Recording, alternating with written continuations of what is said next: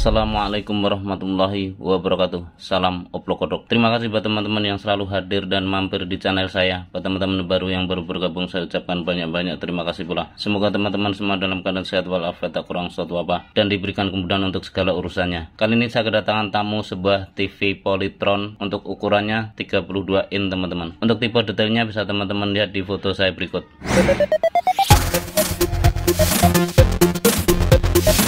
Berdasarkan informasi yang saya terima dari pasien saya, bahwasannya TV ini hidup, tapi untuk tampilannya tuh membingkai putih dan lama-lama itu ada tampilan bergaris. Untuk lebih detailnya, mari kita coba hidupkan untuk TV-nya. Untuk kali ini TV saya sudah colokan. Selanjutnya saya tekan tombol power di remote-nya. Kita tunggu sebentar. Nah, seperti itu teman-teman. Logo Polytron-nya untuk awalnya tuh ada. Selanjutnya coba kita tunggu sebentar. Menurut informasinya tuh untuk tampilan normal itu bisa bertahan hanya kisaran 10 menit. Dan setelah itu tuh ada tampilan bergaris. Coba kita tunggu sesaat.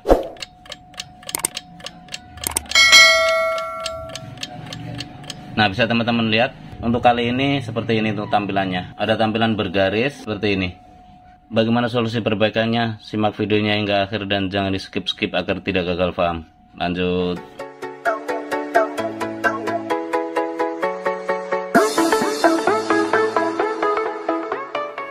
Dan inilah dalaman TV Polytron tersebut setelah saya bongkar untuk cover belakangnya. Bisa teman-teman lihat untuk mesinnya itu seperti ini. Dan bisa kita perhatikan untuk mainboard dan power supply itu menjadi satu board seperti ini ya teman-teman. Selanjutnya coba kita tengok untuk modul T-Con-nya.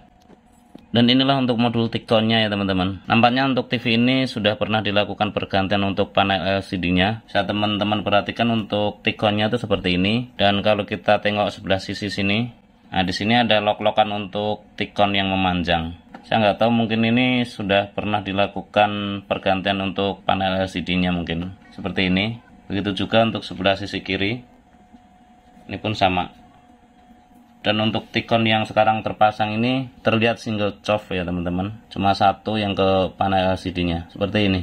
Seperti kita perhatikan untuk video awal, bahwasanya untuk TV ini ada tampilan awalnya. Tentunya untuk mainboard utamanya itu saya prediksikan tidak ada masalah. Permasalahan itu ada di panel LCD-nya atau di T-Con atau timing control-nya ini. Selanjutnya kita lakukan pengukuran tegangan di area T-Con, barangkali nanti ada manfaatnya buat teman-teman sekalian. Di modul T-Con ini banyak test point yang bisa kita lakukan pengecekan. Di antaranya VCC in 12 volt yang wajib hadir di modul T-Con ini. Selanjutnya tegangan 12 volt tersebut diumpan ke IC DC-DC converternya ini teman-teman. Dan dari IC DC-DC converter ini mengeluarkan beberapa tegangan output, diantaranya 3,3 untuk mensuplai IC chipset utamanya ini, HAVDD, AVDD, VGH, VGL, dan tegangan-tegangan lainnya. Selanjutnya coba kita colokkan dan kita ukur untuk tegangan-tegangannya.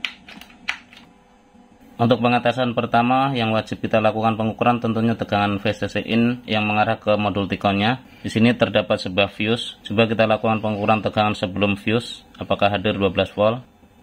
Nah, bisa teman-teman lihat untuk tegangan sebelum fuse terukur 12,18 volt dan itu stabil.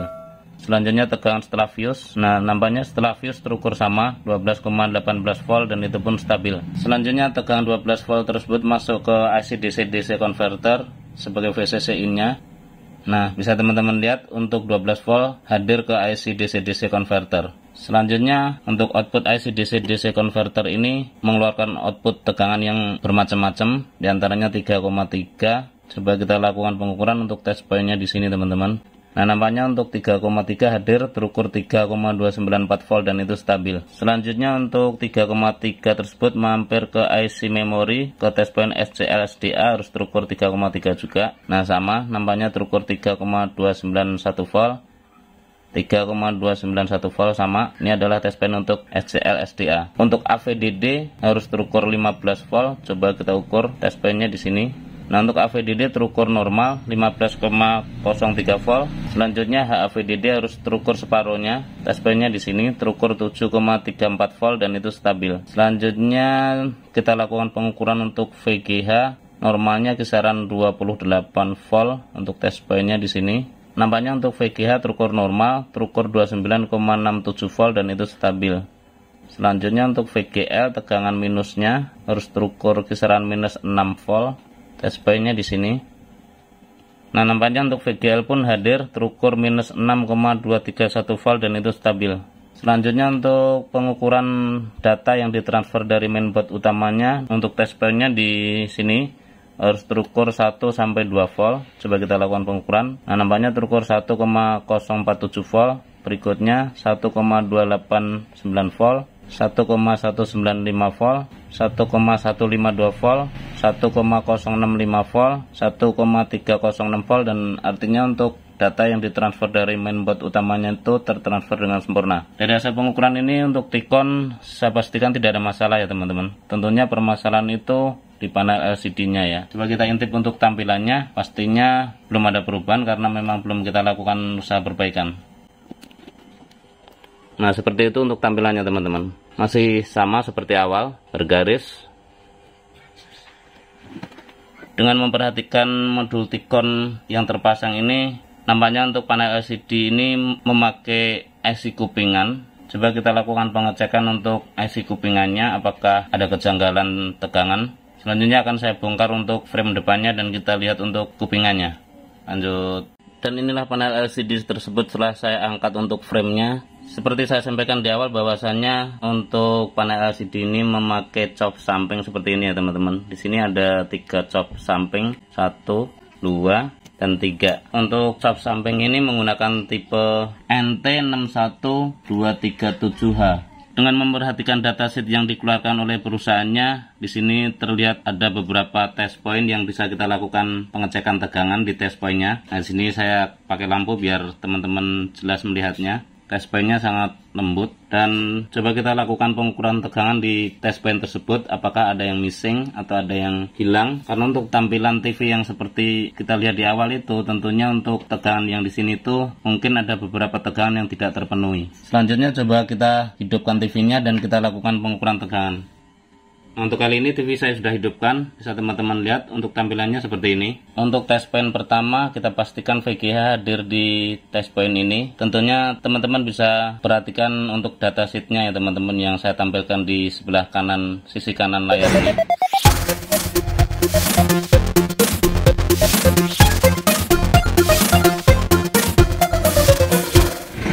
Coba kita lakukan pengukuran tegangan. Untuk di test point pertama VGH terukur 29,69 volt. Ini normal.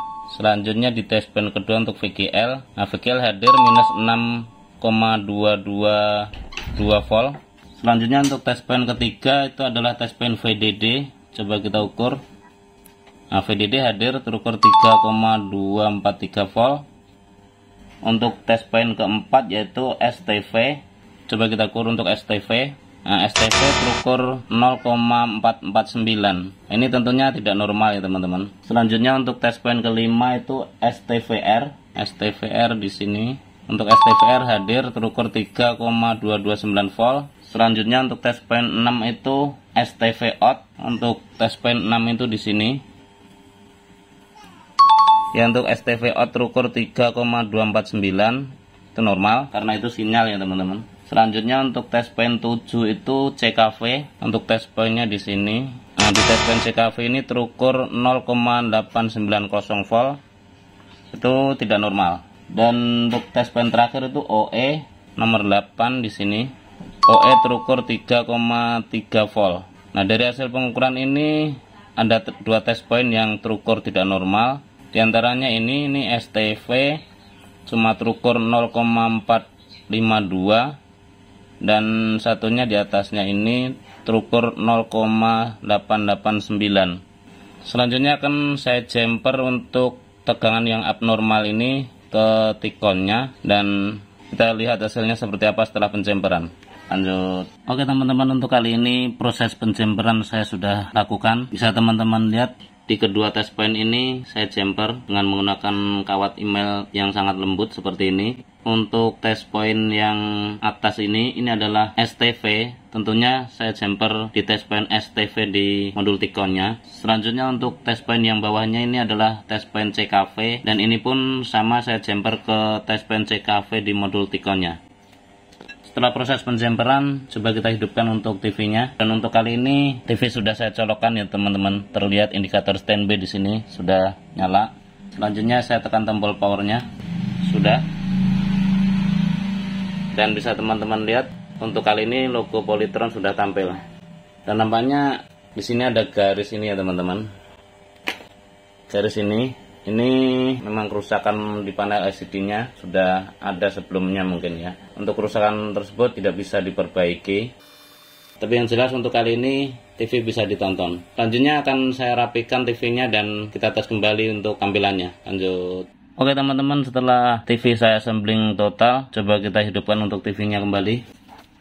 Kita tunggu sebentar. Nah, alhamdulillah untuk logo Polytron sudah tampil ya teman-teman. Nah, seperti itu. Dari sekian proses ini bisa kita simpulkan bahwasannya memang untuk jalur STV dan CKV di jalur kaca itu ada yang putus. Setelah penjemperan jalur STV dan CKV dari T-Con-nya menuju ke kupingan yang bagian atas tadi, untuk TV kini sudah normal kembali. Terima kasih buat teman-teman yang sudah mengikuti tutorial ini dari awal hingga akhir, semoga bermanfaat. Share ke teman-teman bila informasi ini dirasa penting dan berguna. Akhirnya dari saya, billahi taufiq wal hidayah. Assalamualaikum warahmatullahi wabarakatuh. Salam Oplo Kodok.